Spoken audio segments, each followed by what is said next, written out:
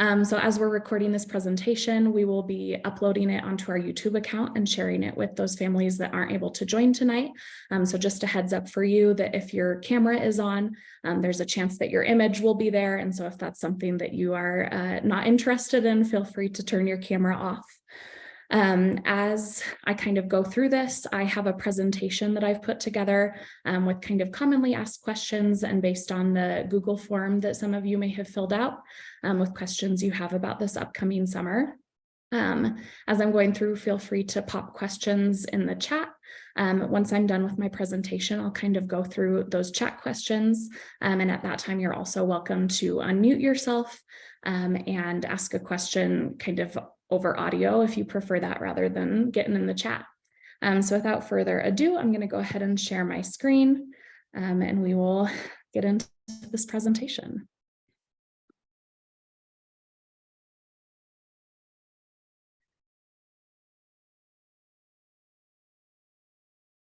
So to start with, I noticed there were a few questions from the survey about our COVID protocols for the summer.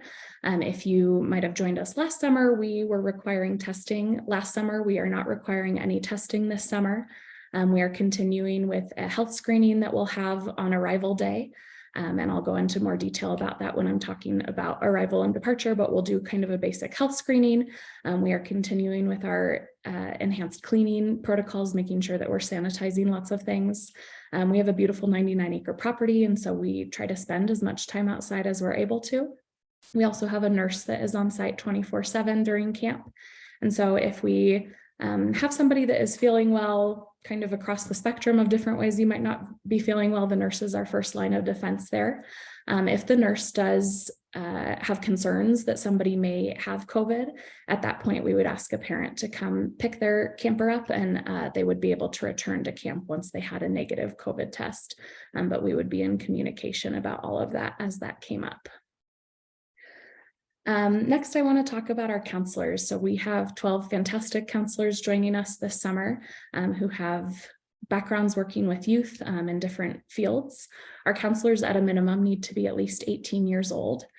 They are all first aid and CPR certified, and they are the ones providing the direct supervision and facilitation of camp activities during the session of camp.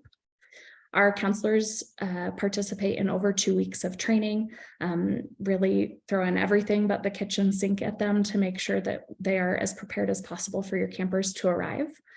And then our counselors are Douglas County School District employees, which means that they go through all of the same background checks that any other school district employee needs to.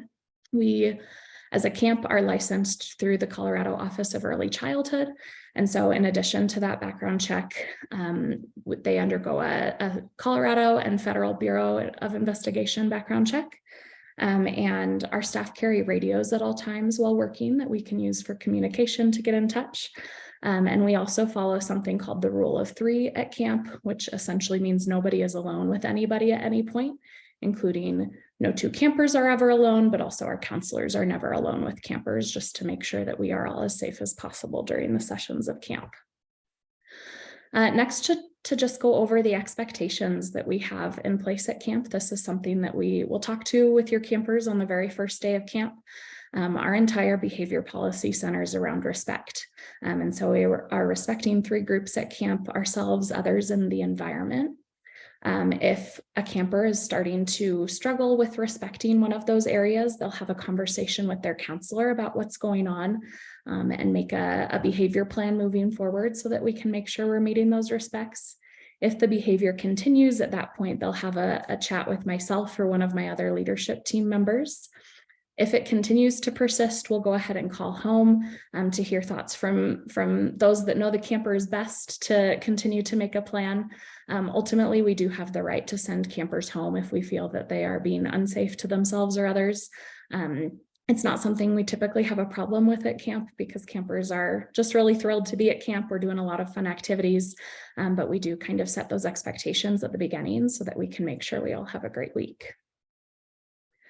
Now to talk about arrival, and then I'll follow it up with departure.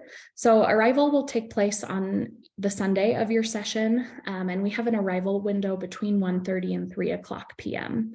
The check-in process takes 15 to 20 minutes. And so you're free to arrive anywhere in that window. We will start with our kind of activities on Sunday at 3:30. Please note that the gate to our property will be closed until 1:30 p.m. as our staff will be busy kind of prepping the site and making sure that we're ready for your campers to arrive. So please don't plan to arrive before then. If your drive goes faster than you expected, Palmer Lake is just 10 minutes down the road. They have an ice cream shop and a nice little lake that you can walk around if you need to fill some time before coming to camp. Once check-in starts, when you drive through the gate, you'll be greeted and directed towards our pavilion area, which is where check-in takes place. At that pavilion, there will be a few stations that you need to go through. So first, you'll be checking in with myself. I'll be making sure that we have all of the required paperwork for the session. Following that, campers will undergo that health screening that I mentioned. This is actually a requirement by our licensing department. And so we're just checking to make sure that we are not bringing anything communicable into camp. So we are checking campers for their temperature to see if they have a fever. We're looking at kind of the soles of their feet and the palms of their hands to see if there are any like scabs or open wounds, and also checking the scalp for lice.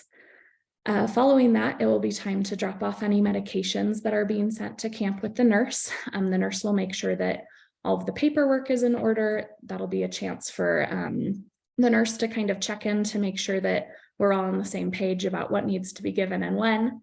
And at that point, you can ask the nurse any questions you might have that are health related. Then we'll check on your camp store account, which I'll talk about more in just a few slides, but just make sure that you kind of know the deal with camp store. And if you'd like to set up an account up, give you those details. Then we'll have a spot to drop off any letters or care packages you'd like to leave at camp rather than mailing them. And I'll again go into more detail about camp mail towards the end of the presentation. And then it's time to drop off your campers at our sports field where we'll have different activities going on. We often have like a game of Frisbee and some soccer. We have art supplies down there and many counselors to kind of start getting to know your campers and helping them feel welcome at camp. It is worth noting that getting to camp can be a little bit tricky just because cell service is lost maybe 5 or 7 minutes away from camp. And so we recommend maybe downloading the directions on your phone or just taking a look at them to make sure that you know where you're going. Larkspur also hosts the Renaissance Festival every summer, you might be aware, and that can often cause a lot of traffic in the town of Larkspur and also kind of on the freeway leading up to the town. And so an alternative to taking I-25 could be taking Highway 105 just to try to avoid that Renaissance Fair Festival. As far as departure, so departure will take place on the Saturday of your session between 10:30 and 11:30 a.m. And again, you're welcome to kind of come at any point during that window. Anyone who is picking up a camper needs to be listed as an authorized pickup. So during during registration, you had a chance to share primary and secondary parents and guardians, emergency contacts, and also those who are and are not authorized to pick up your camper. We will review that list with you during arrival just to make sure everyone who needs to be on that list is on there. But you also are welcome to send an email, and I'll drop my email in the chat towards the end of the presentation just to make sure you have everybody that needs to be there on that list. And anybody picking up the camper in addition to being listed as an authorized pickup also will need to have a photo ID with them. During checkout or departure, medications will be returned. We'll review camp store funds, and there will also be apparel available for purchase. Next, to talk about medications at camp. So like I mentioned, we have that nurse on site 24/7. The nurse is the one that holds on to and administers any medications. All medications and supplements that are brought to camp need to be in their original packaging with the dosage clearly labeled and your camper's name listed on the packaging. Campers will be escorted to the nurse to have their medications administered, or the nurse will come find them. Typically, we have a group that goes to see the nurse in the morning and the evening, and then outside of those times, the nurse will find those campers to make sure those medications can be given. A medication release form needs to be submitted for any medication that is sent to camp. So regardless of if it's a prescription, an over-the-counter, a supplement, anything that is sent needs to have that medication release form. We do carry a number of over-the-counter medications at camp that we have standing orders for. And so during registration, you had the chance to allow or deny permission for a lot of those medications. If you allowed them, we do keep those medications at camp, so there's no need to send them and we can administer them. Now to talk about food at camp, a very exciting topic. We pride ourselves on our food. We hear from a lot of campers and those that join us for outdoor education, they wish they could take our chefs back to their school kitchens with them. We try to make sure that we're providing delicious and nutritious food, so we always have fruit and veggie options available. We try to make sure we're serving things that are child-friendly, that they're going to enjoy. We can also accommodate different dietary needs and preferences. We often have people come through that are dairy-free, gluten-free, kind of a full spectrum. And that information should have been shared upon registration. But if you're not sure about that, or you just want to check in with our chef, her email is at the bottom of the page. And I'll also add that in the chat later as I'm adding a few different links and such. We are a nut-aware facility, which means that we don't serve any nuts. We don't use any nut oils in our cookings. We might serve items that are processed in facilities where nuts are processed.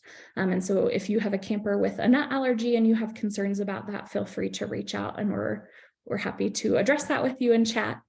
Our goal is to make sure that your camper is fed. We are really active at camp. We know that a lot of calories are needed to provide the energy for kind of the full week of camp. And so our counselors are trained to keep an eye on what campers are eating to make sure that they are getting enough food. If somebody seems to not be eating because they don't like a certain food or are unsure about something, we'll chat with them and maybe encourage them to try it, but are happy to make a quesadilla or like a cheese sandwich, anything to make sure that they are eating. If you have a camper that is particularly picky, like only eats 4 certain food items, I'd encourage you to email our chef just so we know about that in advance, and maybe we can work out a plan with you just to make sure that your camper is getting well fed while they're at camp. Now to talk about the camp store. So the camp store will take place each afternoon between 2 o'clock and 2:45 p.m. During our free time period. So at the camp store, we have a few different food items that can be purchased by campers. We sell them for $1 to $2. We'll have a few flavors of Gatorade, some ice cream and popsicles, a few options for candies, and then some more snacky type food.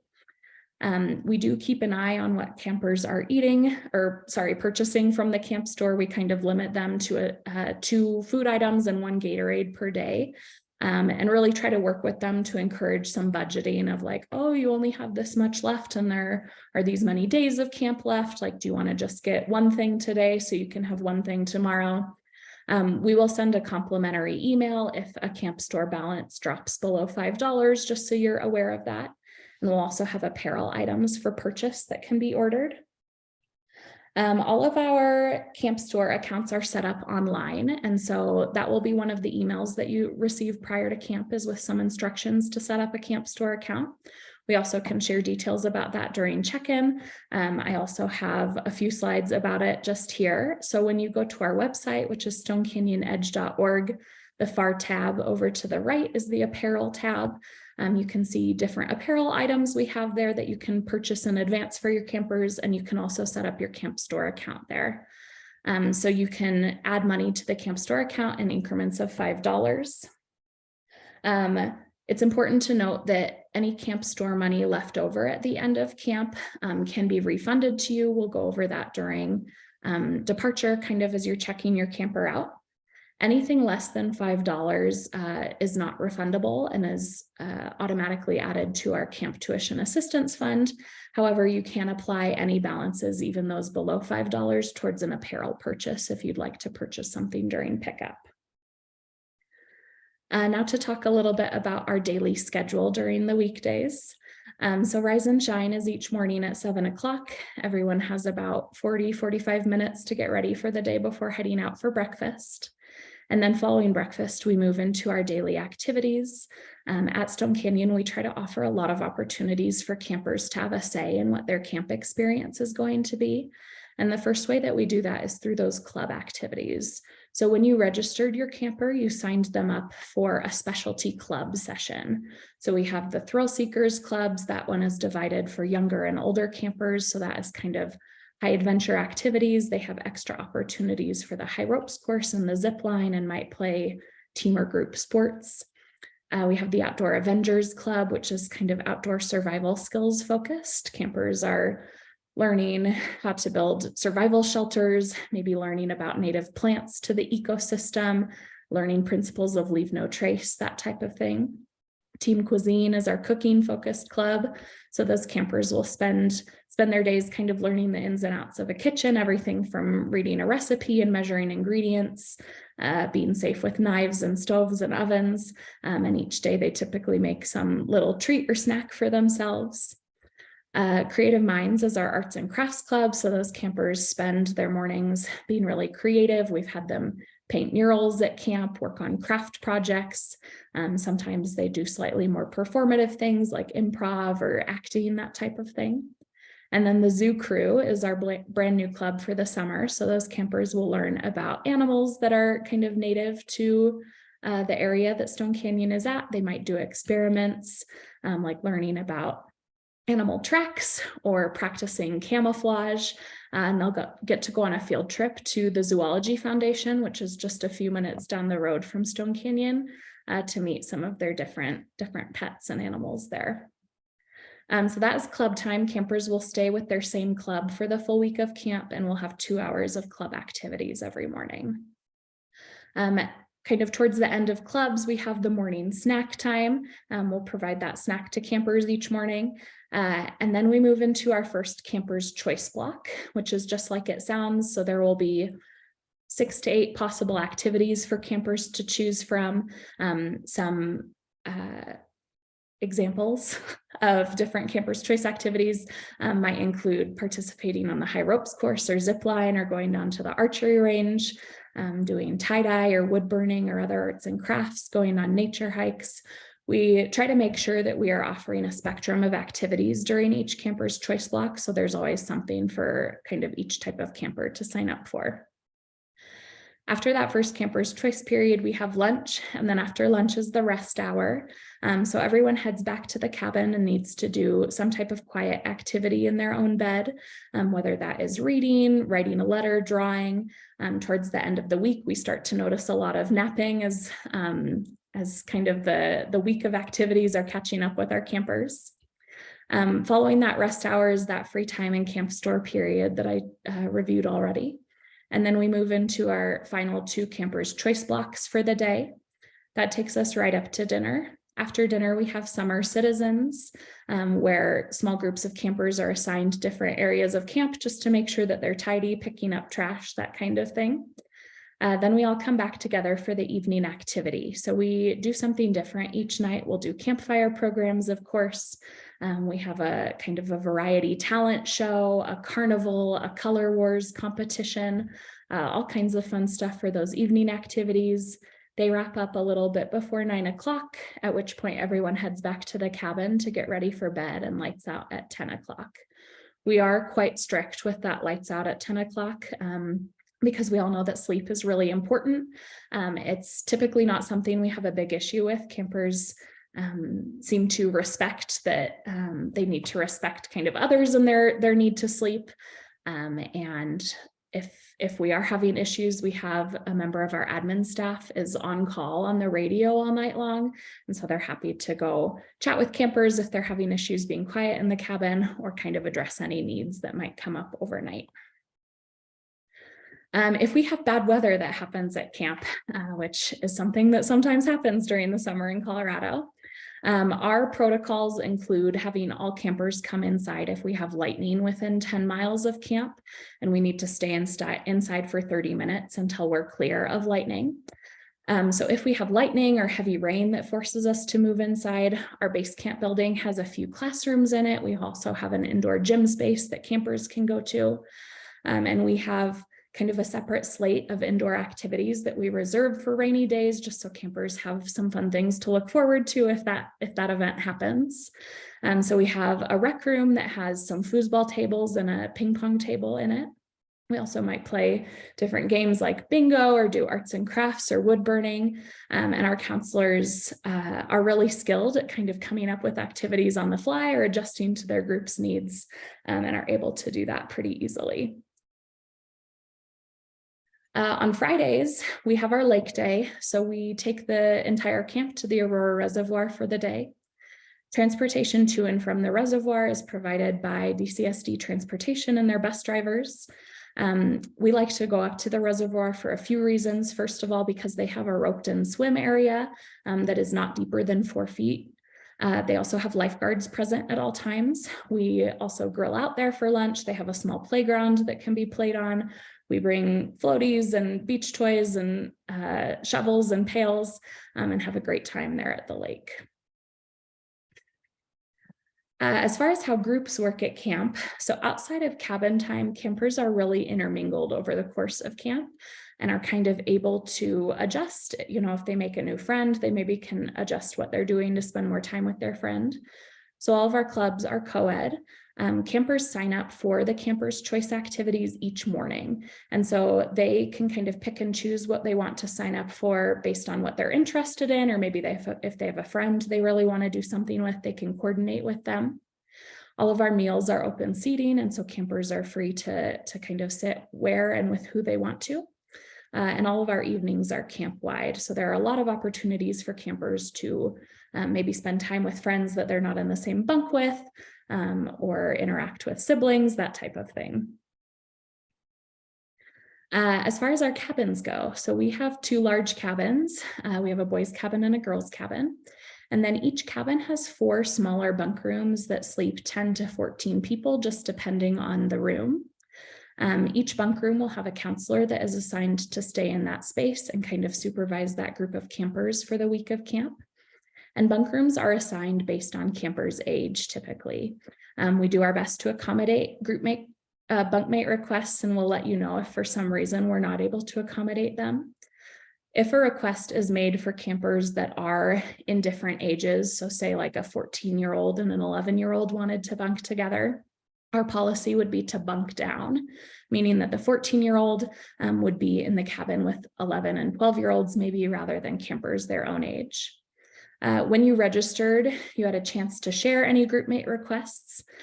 You are always welcome to send an email or reach out if you're not sure if your groupmate request was there, maybe was a few months ago, or if you want to add anything or change anything to that. Our cabins do have electricity, heat, and running water. We typically have pretty temperate weather in the summer, and so heat is not something that we're dealing with often. And then our cabins have several single-use bathrooms and showers with doors. They're totally private, and the expectation is that only one person is using those spaces at a time. And camper bunks are assigned a daily shower time to go through, and our counselors keep an eye to make sure that campers are coming back with, wet hair, and that they, didn't take a 30-second shower. We want to make sure that we're following good hygiene at camp. Now to talk about what to pack. So the packing list is also something that will be emailed out to you as your camp date gets closer, but it is on our website, so you can feel free to reference it there. So on our website, stonecanyonedge.org, if you go to the summer camp tab, there will be a few options that pop up underneath that. Parent information is what you want to click next. And then if you scroll to the very bottom of that page, there's an icon that says Enrolled Families Hub. That is where the dates and the times are for arrival and departure. That's where this recording will be posted, as well as the packing list there. Just a note about the packing list, we do have laundry facilities available, but they're kind of for emergency situations only. And so we ask that you're packing enough clothing items for your camper to kind of make sure they're taken care of for the full week. Campers should also plan to bring their own bedding, and it's kind of up to you as to what you think is the best option for your camper. We do have twin beds in the cabins. What kind of seems to work well for a lot of people is sending a fitted sheet and a sleeping bag that can be used as a blanket. But if you want to send a full set of sheets and blankets, that's just fine. And you should also plan to send a pillow. If any of those things are forgotten, or if a camper needs a change of clothes at any point in time, we do have those loaner items available. So we have extra pillows and sheets and sleeping bags and a range of sizes of clothes that we are happy to loan to your campers. If we need to launder any items, we can take care of that. And we do that as discreetly as possible, just based on what might have led to that setup. And so that's something that we try to be really discreet about to make sure that campers are comfortable. Also listed on the packing list is contraband items, so things that shouldn't be sent to camp. We ask please not to send any weapons to camp, including pocket knives or lighters, just to make sure everyone is safe. We also ask that you don't send any food with your campers. The primary reason for that is just that we are in a woodsy setting. We want to make sure that we're not attracting any critters to our cabins or to campers' items. And so ask that you refrain from sending any food unless that is coordinated with our chef. Stone Canyon is also tech-free, so we ask that you please don't send any electronics or technology to camp. We find that being tech-free really allows campers to connect with one another, make new friends, and really enjoy the experience fully. The big exception to that would be if you wanted to send a Fitbit with your camper, if they like to track their steps or anything like that, or a camera is all right.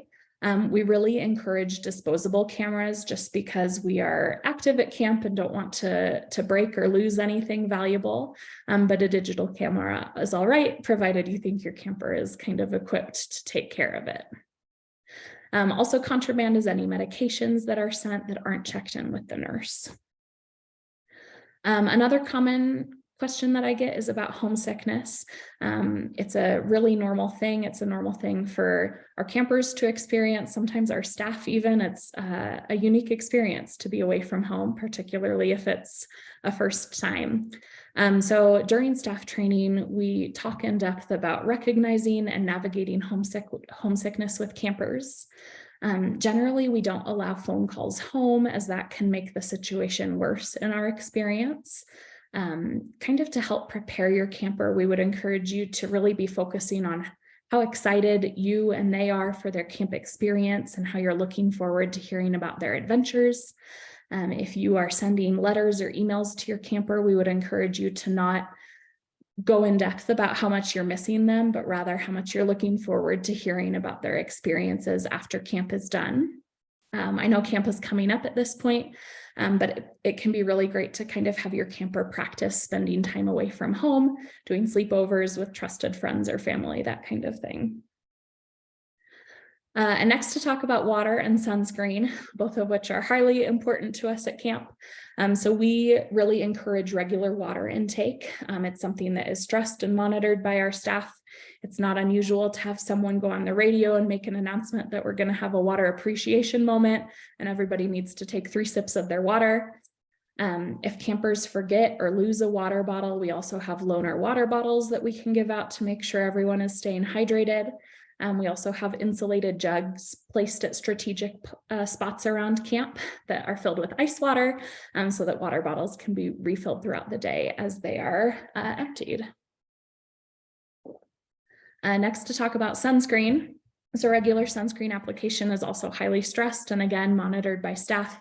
It's something that we encourage and ask campers to do at most transition points in between activities, just to make sure we're really applying that. Our camp staff also carry sunscreen that can be used by counselors if you gave permission for that sunscreen to be applied during registration, just for the specific brand of sunscreen that our staff carry. Counselors are able to kind of help with that application if necessary. We really encourage campers to take care of it themselves. But if somebody is having trouble getting a spot on their shoulders or needs help with consent, our staff are able to help with that. And then to talk about camper mail. So each day during free time, mail will be passed out. We really encourage you to send or share mail items if you'd like to. There are a few options for camper mail. So you are welcome to send snail mail. Our address will be emailed to you kind of in an email surrounding camper mail as camp approaches. I'm just making sure to put your camper's name on that mail as you send it. We also have an email account set up that you can send emails to that will print for campers. That is limited to 1 email that is printed per camper per day, just to make sure we're not going too heavy on printer use. Campers are able to write letters back, and so be sure to send them to camp with envelopes and stamps. We have a few visuals up around camp about how to address an envelope, and our staff will also be happy to help with that. And then you're also welcome to bring pre-written letters or a care package to arrival day to be passed out on a predetermined day. So any dropped off items should include your camper's name and the day that you'd like it delivered. We are happy to store 1 care package per camper to pass out at some point during the week. Please note that no food is allowed in the care packages. Again, that food is considered contraband. Those care packages are opened kind of around staff, and so if we notice food in there, we will confiscate it. Good ideas for things to put in a care package. I would recommend going to the Dollar Tree or like the dollar section of Target and picking out fun activity books, bubbles, Play-Doh, maybe sending some photos of a pet from home, that type of thing. Campers seem to really enjoy. And then lastly, I just wanted to go over uploading forms. So there are a few forms that we will need before camp. Which includes the camper immunization record, a physical that was administered in the last year, and then that medication release form if any meds are being sent. Those forms are accessible on our website and also on Active, the registration software. You can upload those forms to your Active account in advance. You also are welcome to bring hard copies to check in if you'd prefer that. But once you log into your Active account, under your session, there is an option to fill out a form. You can download that form, get it completed, and then upload it later, kind of following these steps shared here. So that is about everything I wanted to go over with you. I am going to stop sharing my screen. I'm just going to spend a minute making sure my email and the chef's email and a few website links are in the chat. But at this time, I really appreciate you joining. If you want to go, I just want to say thanks for coming out. If you want to stick around and ask a question, that's just fine. And we will just really look forward to seeing your camps this summer.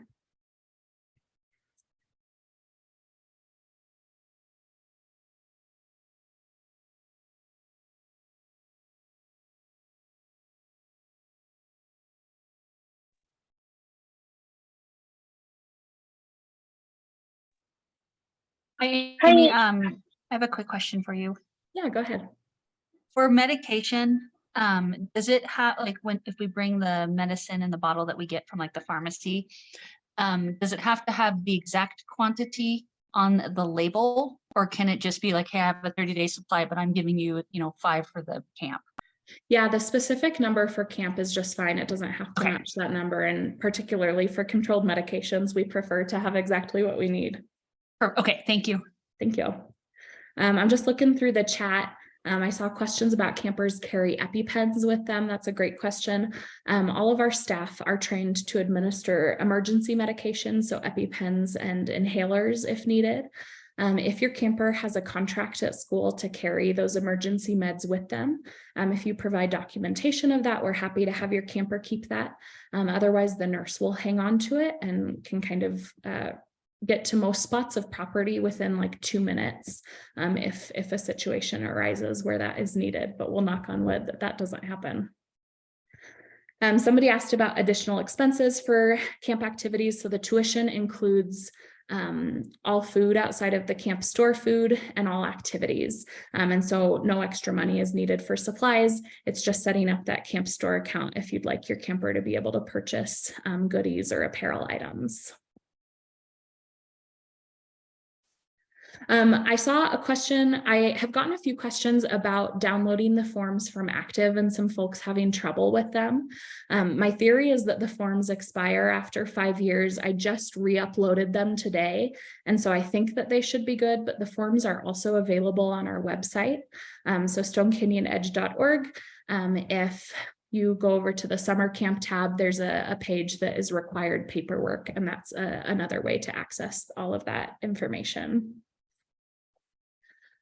Bug bite cream would also be something that would need to be kept with the nurse. We do have some of that on hand with standing orders for that. And so if you gave permission, we have it, but bug bite cream, we'll ask that that stays with the nurse.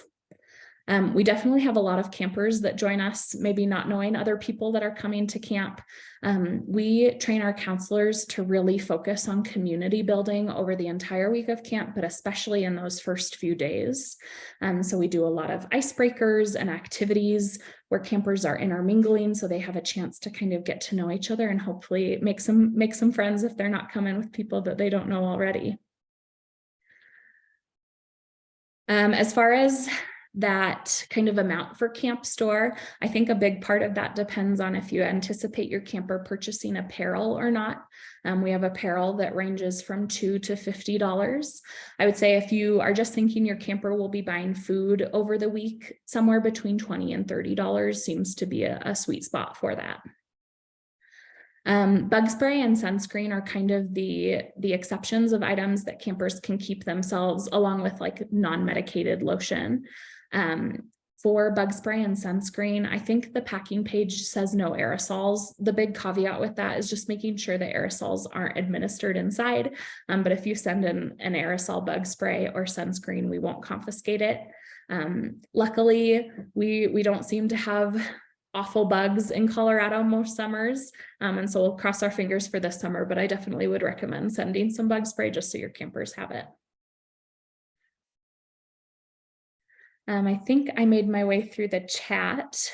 Anybody have any other questions that they want to ask? My son takes Claritin every day. So I just have to bring that in the normal like Claritin chewable box and bring it with the nurse with like a doctor's note. Yeah, so bringing that packaging that came from whatever store you purchased it from, and then making sure that the medication release form is filled out by a doctor. Can we send like Band-Aids with our child too, like the Band-Aid kids? Yeah, you're welcome to if you'd like to. Our staff carry first aid kits, and so they have Band-Aids as well if you'd rather not send that with your camper. Okay. Yeah. A doctor's note is required for vitamins as well. So any supplements, over the counters or prescriptions need that signed doctor's note.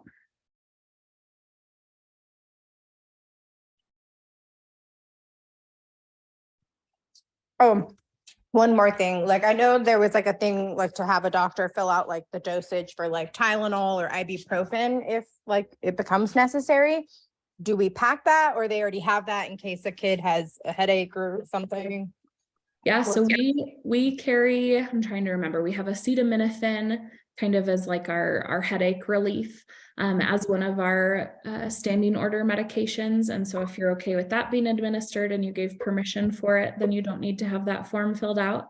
If you would prefer to send something else, then you'll need to get that medication release form filled out. Okay.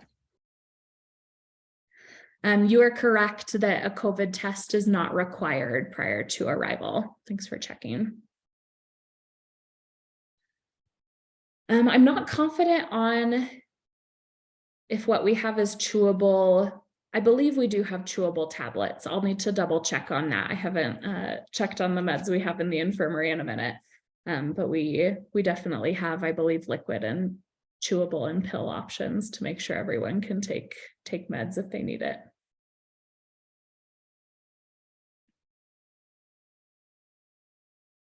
Any last questions?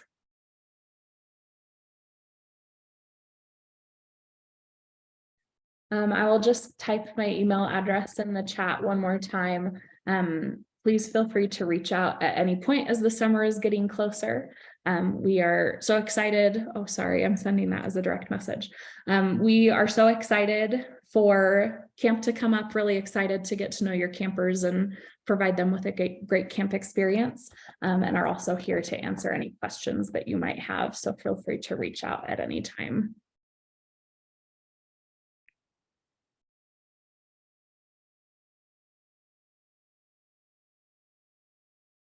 All right, last call for questions, and otherwise I'm going to go ahead and sign off. Thanks so much for joining, everyone.